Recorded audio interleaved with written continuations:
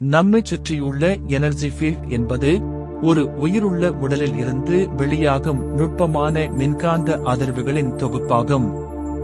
ஆன்மீக ரீதியாக இது ஆரா என்றும், அறிவியல் ரீதியாக பயோ எலக்ட்ரோமேக்னடிக் ஃபீல்ட் என்றும் அழைக்கப்படுகிறது.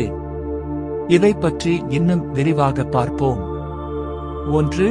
அறிவியல் பின்னணி, சயின்டிபிக் சைட். நம் உடலில் உள்ள ஒவ்வொரு அணுவும் செல்லுக்கும் ஒரு குறிப்பிட்ட மின்சாரம் உண்டு. குறிப்பாக இதயம் மற்றும் மூளை அதிகப்படியான மின் தூண்டல்களை உருவாக்குகின்றன. இதயத்தின் பங்கு, உடலிலேயே இதயம்தான் வலிமையான மின்காந்த புலத்தை உருவாக்குகிறது. இது உடலை தாண்டி சில அடிகள் வரை பரவக்கூடியது. அளவீடு, squid, super conducting quantum interference device போன்ற நவீன கருவிகள் மூலம் மனித உடலில் இருந்து வெளியாகும் இந்த காந்த புலத்தை அளவிட முடியும். 2. ஆன்மீக பார்வை, ஸ்பிரிச்சுவல் சைட். ஆன்மீகத்தில் இது பிராண சக்தி அல்லது உயிர் ஆற்றல் என்று கருதப்படுகிறது.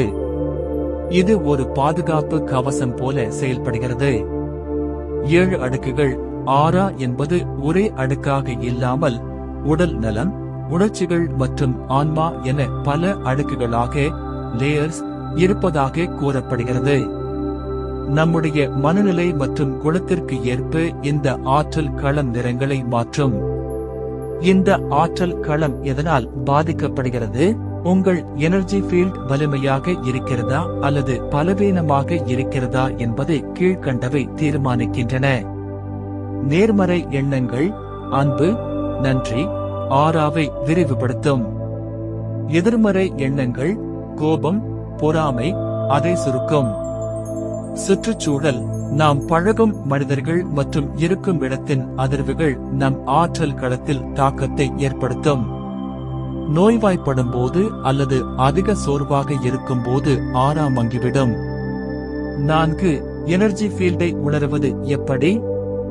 பொதுவாக சிலரை பார்த்தவுடனேயே நமக்கு ஒரு இனம் புரியாத ஈர்ப்பு அல்லது அமைதி கிடைக்கும். சிலரை பார்த்தால் விலகத் தோன்றும். இது அவர்களின் வைப் அல்லது எனர்ஜி ஃபீல்டை நம்முடைய ஆற்றல் களம் உணர்வதால் ஏற்படும் எதிர்வினைதான். தியானம், முறையான மூச்சு பயிற்சி, பிராணாயாம் மற்றும் உப்பு நீர் குளியல் போன்றவை உங்கள் எனர்ஜி ஃபீல்டை தூய்மைப்படுத்த உதவும் என ஆன்மீக பயிற்சியாளர்கள் கூறுகின்றனர். உங்கள் எனர்ஜி ஃபீல்டை அல்லது வைப்பை எப்படி மேம்படுத்துவது என்பது பற்றிய நுட்பங்களை நீங்கள் தெரிந்து கொள்ள விரும்புகிறீர்களா? நீங்கள் என்னை தொடர்பு கொள்ளலாம்.